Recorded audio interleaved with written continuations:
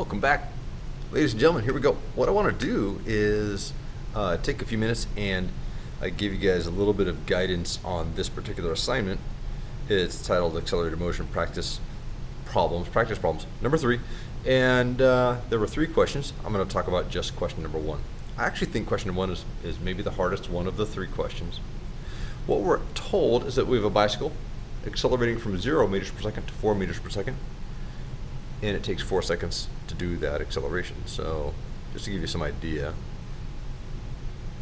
bicycle, let's see, how do you draw a bicycle? Not like that, seat, handlebars, something like that. Okay, and it starts at 0 meters per second and accelerates that way. And as it accelerates, it's moving forward. Okay, and we have an initial velocity there, a final velocity there. Let's call it moving in the positive direction. And if that doesn't look like a bicycle to you, well, here you go. Bicycle. Okay, well, all right. Follow the basic steps. The unknown. The unknown is what the question asks for. How far does the bicycle travel in this time? How far? That's a displacement. What are we given? So now we got to consider all the information that the problem directly states, and maybe any information the problem doesn't directly state. I don't think this one has any implied or unstated information. But what do we know? We have an initial velocity. We know that is 0. We have a final velocity. We know that is 4 meters per second, 4.0 meters per second. And what we also know is a time. 4.0 seconds. And so the next step in what I would do is I would try to use this information to choose one of the equations from the Big Five. And so I would want to look at those equations. And I have a list in my notes of the equations of motion. Let's see if I can fit them all in here.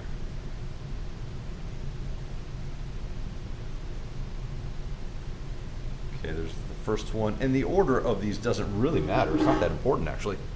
Let's see, I have one for acceleration. I have one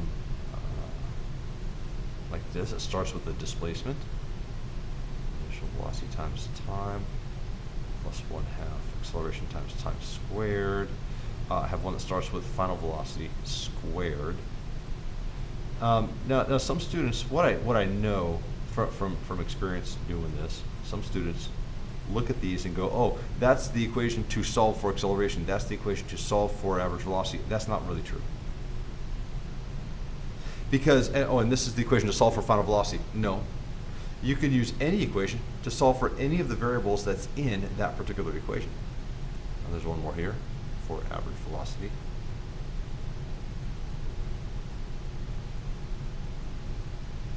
Okay, those are the 5 equations. How do I make a selection here? Well, what I got to do is kind of like a matching game, and I want to look at this list, and I want to see does one of these equations have all of these symbols in it? And it turns out there isn't a single one of these equations that has all of these in it at the same time.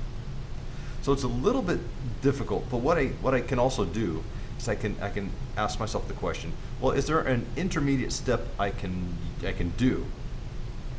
So I can't get to my unknown directly using all of these at the same time. What if I maybe can try to add to my list of information that I know? Because I mean, look at this. This one right here. Change in velocity divided by the time interval would get me the acceleration.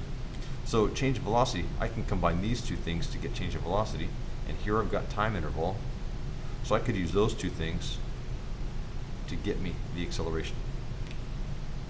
And then I would know the acceleration. All right, and then I would have more information on my list, and thereby I might be able to then pick one of these equations to find the final, or to find the displacement.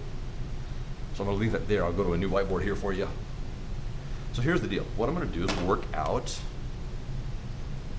finding the acceleration as this sort of first step is, the first equation I'm going to choose.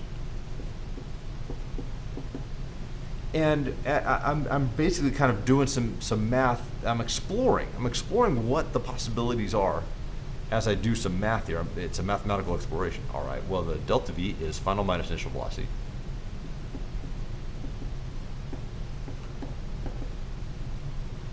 Final velocity was 4 meters per second. Initial velocity was 0. Time interval was 4 seconds. And so I get an answer for, it's 1. That's easy. The units will be meters per second squared. I'm not going to worry too much about, that's meters per second, that's seconds. How this gets to that, it should be pretty straightforward, but I'm not going to worry about it right now. Since we're dealing with meters and seconds, this is going to be meters per second squared. All right, that's not the answer to the question, though. But that adds to my list of information here. So I know the acceleration is 1 meter per second squared. And so now I want to ask myself, okay, with that knowledge added to my list, is there anything that I can sort of see here, anything I can realize? I need my equation that I'm going to choose to have displacement in it. So with that understanding, are there some of these equations that I can cross off my list? Yeah, because I need this answer. That equation doesn't have displacement in it. For my second step, I already used that equation once. For my second step, I don't want to use it again. It wouldn't be useful to me. I need that answer. That one has displacement in it. So does that one. Okay, that one does too. This one does not. Cross that off the list because that can't help me find this answer. So I have 3 to choose from. Okay, could I choose this one? Average velocity. I don't know the average velocity. Now, I guess I could find it using these two. These two can get me the average velocity, but they can also get me the delta V. And that's going to take a third step, though. I don't want to take a third step to do it. Don't choose that one.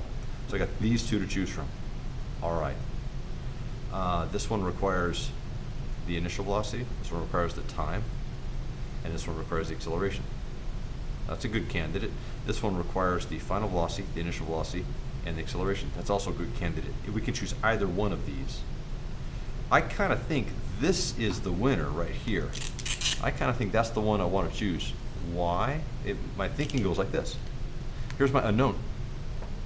And my unknown is already by itself in this equation. In this equation, the unknown is not by itself. I would have to do a little rearranging to make this equation useful for this problem. It would work, but it's a little, it's a few extra steps. Why take extra steps? Let's do this one. Let's use that. So that is the plan. So now,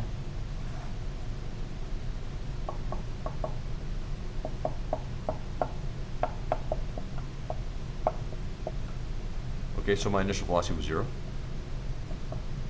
Remember, I don't have to take any time to rearrange this equation because the thing I'm after is already by itself. It's already isolated. Time was 4 seconds. Acceleration was 1 meter per second squared. Time was 4 seconds. And that is squared. 0 times 4 is 0. So 1/2 times 1 times 4 squared. Okay, so this is a mathematical point. Students, occasionally, you lose track of the exponent, and you go 1/2 times 1, okay, that's 1/2, times 4, half of 4 is 2. You go, okay, the answer is 2. Or then maybe you square the 2, and you get an answer of 4. There's a problem with that, because the order of operations tells us we got to take care of exponents first. So square the 4, that's 16.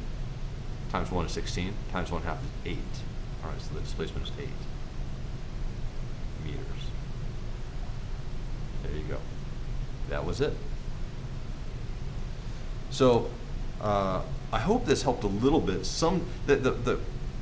The basics are all here, but the key point that this question illustrates is that sometimes you need an intermediate step. Sometimes you have to use 2 equations, and the first one that you use doesn't get you the answer that you're looking for. It gets you some other information that you can then use to get the answer you're looking for. That's really the point of this. It's not that the steps to follow are very straightforward. That's what I'm trying to say. And the thing is to stay loose in your thinking, like a ninja, like you're ready to react to whatever is presented to you, and whichever way the problem has to take you. Or if you don't like that analogy, like you're like a detective, where you're piecing clues together, right? This initial set of clues didn't lead you anywhere directly, but this set of clues led you to acceleration. And now you add that to your list of clues or list of evidence, and you found a tool that you could use to get the answer you wanted, because you added information to your list of clues or evidence. All right, ladies and gentlemen, that's it. Hopefully this helps you. Let me know if you need any further guidance. I'll talk to you soon. Bye-bye.